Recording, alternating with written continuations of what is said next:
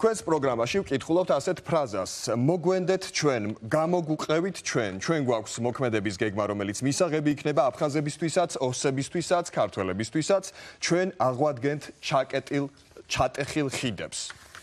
Როგორ უნდა გამოყვეთ ამ მრჩეველი მაშინ, როცა ჩვენ ყველამ დავინახეთ ცოტა ხნის წინ, რომ თქვენი მცდელობა პირდაპირ დიალოგი დაგემყარებინათ, დასრულდა იმით, რომ ხატიც კი დაგიწუნეს და უკან დაგიბრუნეს სწორედ იმ ჩატეხილი ხიდის გავლით, რომლის აღდგენის პირობასაც თქვენ დებთ. მე არ მავიწყდება და არასდროს არ მავიწყდება ის დღეები, როდესაც თქვენ ერთობ გახარებული იყავით იმის გამო, რომ ხატი ბრუნდება. მაგრამ თქვენს გადაცემებში ბოროტის სიხარული საუბარი მაცადეთ, მე თქვენ შეკითხვას უსმენდი. ბოროტის სიხარული, რატომღაც არ გაგიშუქებიათ ის ფაქტი, რომ როდესაც ხატი გამოიტანეს ილორის ტაძრიდან, გლოვის ზარები რეკდნენ იმ წუთებში. გლოვის ზარები ირეკებოდა ილორის ტაძარში. ეს რატო არ გააშუქეთ, რა ვერ იპოვეთ ინტერნეტში, თუ ძნელად ხელმისაწვდომი იყო ეს კადრები. მაგრამ ეს თქვენ ბოროტ სიხარულს ვერ აგუზგუზებდა. ეხლა რაც შეეხება თვითონ ხატის ისტორიას, მინდა კიდევ ერთხელ დაუბრუნდე. აფხაზეთის სამღვდელოებამ ძალიან მკაფიო განცხადებები გააკეთა იმასთან დაკავშირებით, რომ არ იყო საჭირო ხატთან მიახლოება და ხატის დაბრუნება. მკაფიო პოზიციები დააფიქსირეს.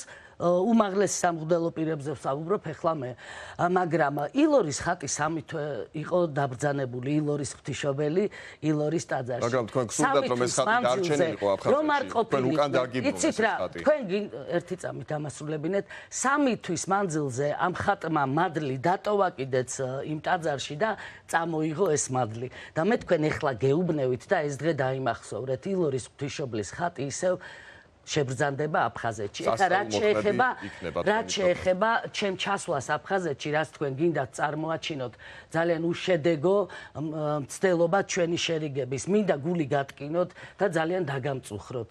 იმის გამო, რომ ეს უშედეგო მცდელობა არ არის. თქვენ არც იმას არ მიაქციეთ ყურადღება, რომ მთელი 27 წლის მანძილზე წელს პირველად მოხდა, რომ 30 სექტემბერს აფხაზებმა არ იზეიმეს ქართველ დამპყრობლებზე გამარჯვების დღე. და აღლუმი არ ჩაატარეს. თქვენ არ მიაქციეთ ამას ყურადღება. დასკვნები საზოგადოებას კარგად გამოაქვს. მე მინდა თქვენ გააცნობიეროთ ეს და თქვენ უპასუხოთ თქვენ აზრს, თქვენსავე შეკითხვებს. ჩვენ დიდ შრომას ვწევთ ამ მიმართულებით, აფხაზებთან მიმართულებით, ოსებთან მიმართულებით. ჩვენ შერიგება გვინდა. ჩვენ შერიგება გვინდა. თქვენ არ გინდათ შერიგება. თქვენაირებს არ უნდათ შერიგება. რო არ ყოფილიყვნენ აფხაზეთში ნათესავები იცით რა, ნათესავები კი არა, აფხაზეთის ომში ვიყავით. თქვენ მე როგორ მიბედავთ ესეთ ლაპარაკს საერთოდ? რადგან აფხაზეთის ომში იყავით? დიახ, რადგან აფხაზეთის ომში ვიყავით და რადგან ჩემთვის ეს განსაკუთრებული ტკივილია ამის გამო. რადგან აფხაზეთის ომში იბრძოდით, თითქმის დასამართლება აქვს. მე ვიყავი როგორც ჟურნალისტი, მე არ ვიბრძოდი, ეს ერთი, მეორე. არა, თქვენ თქვით რომ მეორე, ვიყავი მეთქი, მე ვთქვი. კი ბატონო. და მე მგონი კარგად მომისმინოთ, თქვენთვის კარგი იქნება ეს. როდესაც ჩვენ ვლაპარაკობთ იმაზე, რომ იქ ხატი გადმობძანდა 3 თვის მერე და არ დარჩა ამ ეტაპზე ილორში, ეს თქვენაირებმა გააფუჭეს ეს საქმე. აი თქვენაირებმა, სააკაშვილ-ბოკერიებმა, რომლებიც აქედან იქით იქაც არის 5-6 სააკაშვილ-ბოკერია, რა გონიათ, განამარტო ჩვენა ყავს ეს ჭირი და უბედურება.